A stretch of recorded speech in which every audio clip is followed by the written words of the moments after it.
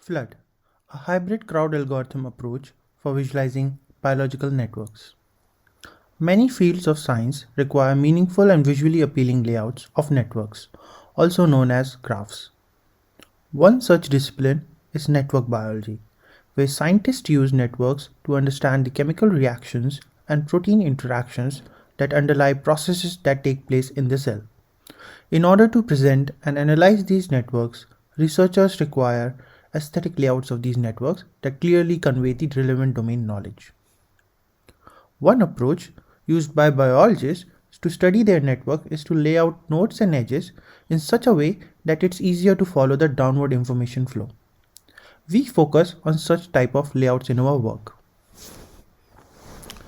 While there are a lot of algorithms that can generate layouts within seconds, but the problem is that most of these algorithms are of general purpose use and do not generate a biologically meaningful layout. For example, here is a layout generated by a popular network layout algorithm that tries to make all edges downward pointing. As you can see, it is hard to follow the flow of information in this layout. Therefore, researchers often manually lay out their networks after running these algorithms. However, this process is time consuming and tedious and therefore does not scale well. And for a computational biologist who generates hundreds and thousands of these networks, it becomes a challenge to generate aesthetic and meaningful visualizations. In our work, we wonder if we can use crowdsourcing to solve this problem by leveraging spatial reasoning skills and strategic thinking of the crowd workers. Especially, we consider a hybrid approach where we leverage crowd workers and computational power of an algorithm to generate meaningful visualizations. To visualize these networks, we ask crowd workers to consider certain aesthetic criteria to make sure that the drawing is readable. For example, removing edge crossing, keeping connected nodes close to each other but disconnected nodes away from each other, and finally keeping nodes away from the edges. However, keeping only aesthetic criteria in mind is not enough.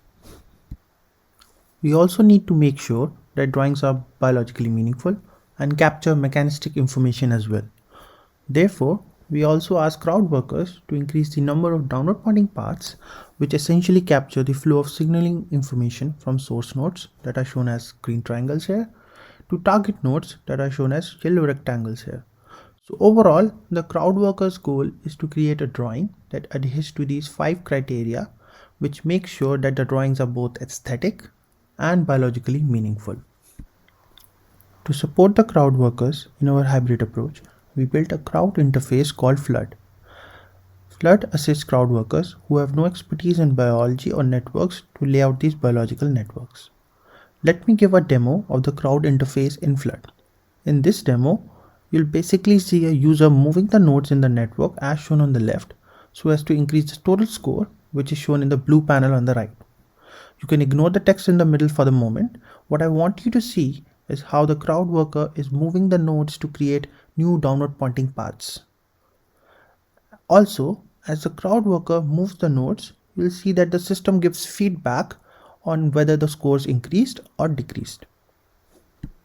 Now let's take a closer look at how we convey the scoring information. Here's a screenshot of our score sheet. As you can see, we show the scores and priority value corresponding to each criterion so that the users can understand how their designs are being evaluated. Additionally, we show the crowd workers visual cues like up and down arrows next to the score to indicate if the scores went up or down after a move. Now, since we have 5 different criteria and each one of them pose a different challenge, therefore in Flood, we have 5 different task modes where each mode allows crowd workers to focus on one criterion at a time. For example, in downward pointing paths mode, we customize the graph visualizations to show downward pointing edges in blue colors and upward pointing edges in red colors. This customization allows the crowd workers to quickly identify the upward pointing edges as they focus on creating new downward pointing paths.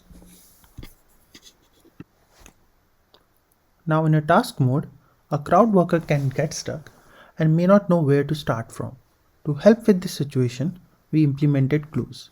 For example, here's a screenshot that shows clues shown in downward pointing path mode. In this clue, We highlight a path that has at least one upward pointing edge and ask cloud workers to reorient the edges to make it downward pointing. Similarly, we have modes and clues corresponding to other 4 criteria. So now, taking a step back, overall, as the crowd workers perform the task, we record the highest scoring layout and use it as the final output layout from the crowd worker. Next, we pass it to the algorithmic component in our hybrid approach. For our algorithm, we chose a simulating annealing based layout algorithm, which also tries to optimize the total score used in Flood. Here are some sample layouts generated by Flood in comparison to layouts generated by other algorithms. Moving on to results, after implementing the system, one of the questions we asked during the evaluation was, how do the layout scores achieved by the hybrid and crowd-only approaches in Flood compare to automated methods? This figure shows the distribution of total scores achieved by different approaches. The total scores are shown on the y-axis and the approaches on the x-axis. As you can see, the hybrid approach was able to perform considerably better than the crowd-only and automated methods, especially in networks with large number of cycles. This is important because biological networks are known to have feedback loops.